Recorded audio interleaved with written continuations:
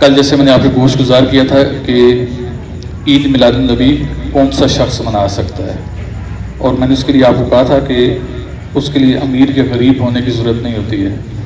امیر شخص جھنڈیاں لگا کر عید میلاد النبی منا سکتا ہے، وہ روشنائیاں کر کے عید میلاد النبی منا سکتا ہے۔ ایک غریب آدمی حضور الاسلام کے بتائے ہوئے راستے پر چل کر عید میلاد النبی منا سکتا ہے۔ میں نے آپ کے سامنے جو آیا مبارکہ کل پیش کی تھی، جس میں نے کہا تھا کہ اللہ تعالیٰ نے مومنین پر احسان کیا کہ ان ہی میں سے ایک رسول کو مبعوث کیا جو ان پر اللہ کی آیتیں کھول کر بیان کرتا ہے، انہیں پاک کرتا ہے، انہیں کتاب اور حکمت کی بات سکھاتا ہے۔ ساتھ ہی ساتھ اللہ تعالیٰ فرماتے ہیں وَإِن كَانُوا مِن قَبْلُ لَفِي ضَلَالٍ مُبِينٍ، اس سے پہلے تم سری گمراہی میں تھے۔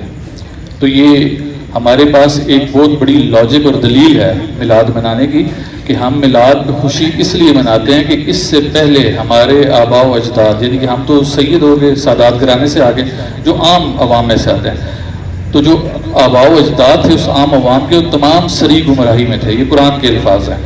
تو حضور الاسلام اللہ تعالیٰ فرماتے ہیں کہ میں نے مومنین پر اتنا بڑا احسان کیا کہ جب یہ آئے تو انہوں نے ان کو سری گمراہی سے باہر نکالا۔ تو جس دن آپ لوگ گمراہی سے باہر نکلیں اس دن خوشی منائیں گے یا نہیں منائیں گے؟ خوشی منانا بنتا ہے نا۔ ایسے ہی ہے، جس دن آپ پر اللہ کا احسان ہو، اللہ کا فضل ہو، اس دن خوشی منانا بنتا ہے کہ نہیں بنتا؟ ایسے ہی ہے۔ اگر پھر بھی کسی کو یہ تنگی ہو کہ نہیں عیدیں تو اسلام میں دو ہوتی ہیں، عید میلاد النبی کی گنجائش نہیں بنتی، تو وہ شخص قرآن اٹھا کے کھولے جس میں عیسیٰ علیہ السلام اللہ کے حضور دعا کرتے ہیں کہ اے ہمارے رب ہم پر خوان اتار۔ کیا اتار؟ خوان اتار، یعنی رزق اتار، جو کہ ہمارے لیے، ہم سے اگلوں کے لیے اور ہم سے پچھلوں کے لیے عید کا دن ہو۔ کس کا دن ہو؟ عید کا دن ہو۔ اگر اسلام میں دو عیدیں تھیں تو عیسیٰ علیہ السلام نے یہ الفاظ کیوں استعمال کیے، اور اگر انہیں استعمال کر دیے تھے تو اللہ تعالیٰ نے اس کو قرآن کی زینت کیوں بنا دیا؟ تو اس کا مطلب ہے کہ عید کا دن وہ ہوتا ہے جو خوشی کا دن ہوتا ہے۔ تو جب اللہ کی طرف سے خوان اترے تو عید ہو جائے، لیکن جب رحمان کی طرف سے احسان اترے حضور الاسلام کی صورت میں، تو اس دن ہم کہیں گے ہم عید کا دن نہیں مناتے۔ لہٰذا ہمارے پاس قرآن سے دلیل موجود ہے کہ عیسیٰ علیہ السلام نے اللہ کا رزق اترنے والے دن کو بھی عید کا دن کہا ہے۔ اب اگر کسی نے نفی کرنی ہے تو سیدھا جائے اور قرآن سے رجوع کرے۔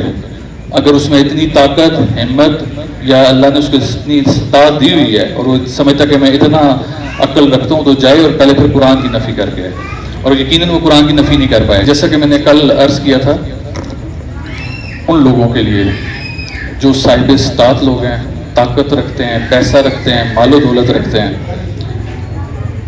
تو وہ یہ جان لیں کہ یا آپ میں سے کوئی شخص ہے، اگر وہ یہ سمجھتا ہے کہ وہ جھنڈیاں لگا کر یا اپنے گھر کو لائٹوں سے سجا کر حضور علیہ السلام کو خوش کر لے گا، تو یہ وہ ایمپو میں کی جنت میں رہنے والی بات کرتا ہے۔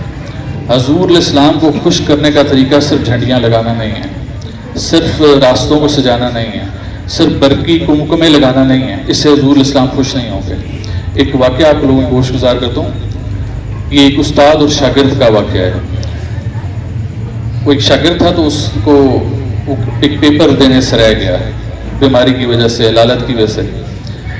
اب جس سبجیکٹ کا وہ پیپر نہیں دے سکا، اس کے جو معلم صاحب تھے، استاد تھے، وہ اس کے فیوریٹ ٹیچر تھے، پسندیدہ استاد تھے۔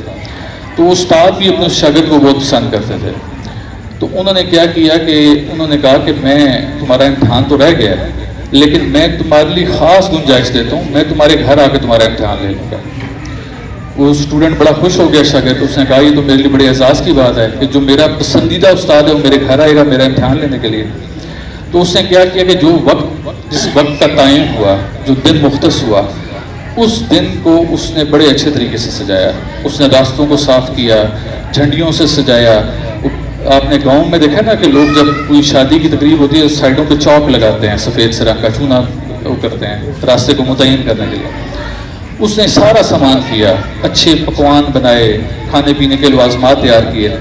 تو جب اس کے استاد وہاں پر پہنچے نا تو انہوں نے کھانا تناول کیا، اس کے بعد جو لوازمات ہیں وہ لیے اور بڑے خوش ہوئے۔ انہوں نے کہا کہ مجھے بڑا اچھا لگا کہ میری تکریم میں، میرے اعزاز میں، میری تعظیم میں تم نے تمام رستے سجا دیے۔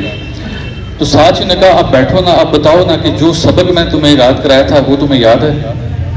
تو اس سے نفی میں سارا لایا. اس نے کہا میں آپ کے آنے کے دن کی خوشی میں، اس وقت کو سجانے میں، ان گھڑیوں، ان ساتوں، ان لمحوں کو قید کرنے کے لیے، سجانے کے لیے میں اتنا محب ہو گیا کہ میں نے آپ کا سبق یاد نہیں کیا. تو ان استاد صاحب نے کہا کہ پھر میں تمہیں صفائی کے نمبر تو ضرور دے دوں گا، تمہاری محبت کے نمبر تو ضرور دے دوں گا، لیکن امتحان میں تمہیں پاس نہیں کر سکتا.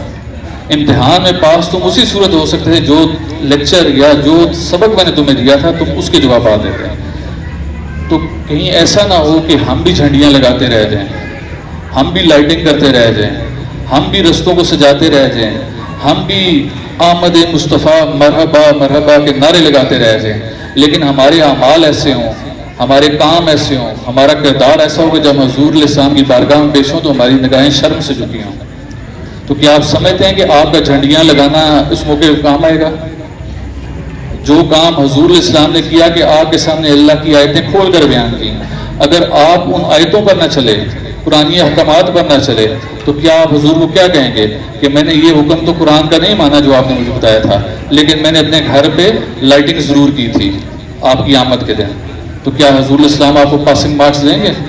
کیا وہ کہیں گے کہ ہاں یہ بندہ جس کو جنت میں داخل کر دیا جائے، یا یہی وہ بندہ ہے جو صحیح معنوں میرا پیروکار ہے، جس نے میری اور اللہ کی اطاعت کی ہے باقاعدہ طور پہ؟ حضور علیہ السلام آپ سے سوال کریں کہ فلاں قرآن میں یہ فلاں چیز لکھی ہوئی تھی، کیا تم نے اس کے اوپر چلے؟ آپ کہیں جی کہ میں نے تو رستہ سجا دیا تھا آپ کی آمد کے لیے. تو حضور علیہ السلام آپ کی بخشش کے لیے دعا نہیں کریں گے، آپ کی شفاعت نہیں کریں گے. اگر آپ چاہتے ہیں کہ حضور علیہ السلام کی شفاعت کے طلبگار ہیں، کہ ہم نے حضور علیہ السلام سے شفاعت لینی ہے، تو جو کچھ انہوں نے بتایا ہمیں اس پر عمل پیرا ہونا پڑے گا.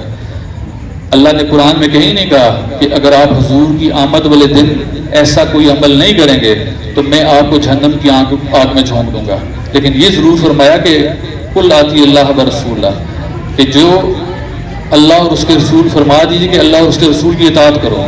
فَإِن تَوَلَّوْا، جو ایسا نہیں کرے گا، فَإِنَّ اللَّهَ لَا يُحِبُّ الْكَافِرِينَ، اللہ تعالیٰ ایسے کافروں سے محبت نہیں کرتا جو حضور اور اللہ کی اطاعت نہیں کرتے. اور اطاعت قطعاً اس چیز میں نہیں ہے کہ آپ خوش ہو جائیں. عمل وہ کریں، جھنڈیاں لگانے سے ہم خوش ہوتے ہیں، کمکمے لگانے سے ہم خوش ہوتے ہیں، رستے سجانے سے ہم خوش ہوتے ہیں. کام وہ کریں جس سے ہم خوش نہ ہوں بلکہ حضور خوش ہو جائیں. کام ایسا ہونا چاہیے نا. ان کمکموں کا فائدہ حضور علیہ السلام کی ذات کو نہیں ہے، یہ ہماری اپنی خوشی کے لیے، ہماری تسکین کے لیے، کہ ہم سمجھتے ہیں کہ ہم نے حضور کی آمد کے دن کو منا لیا اور اس کا حق ادا کر دیا. حضور کی آمد کے دن کو منانے کا حق ادا کرنا چاہتے ہیں تو آج کے دن تہیا کر لیں کہ جو کچھ حضور علیہ السلام نے اس قرآن کے ذریعے ہم میں چھوڑا، ہم اس کے بعد اس کی پیروی کریں گے، ہم منوان اس راستے پر چلنے کی کوشش کریں گے. تو پھر آپ دنیاوی زندگی میں فلاح پائیں گے اور آخرت میں بھی کامیابی آپ کے قدم چومے گی. وما علینا الا البلاغ.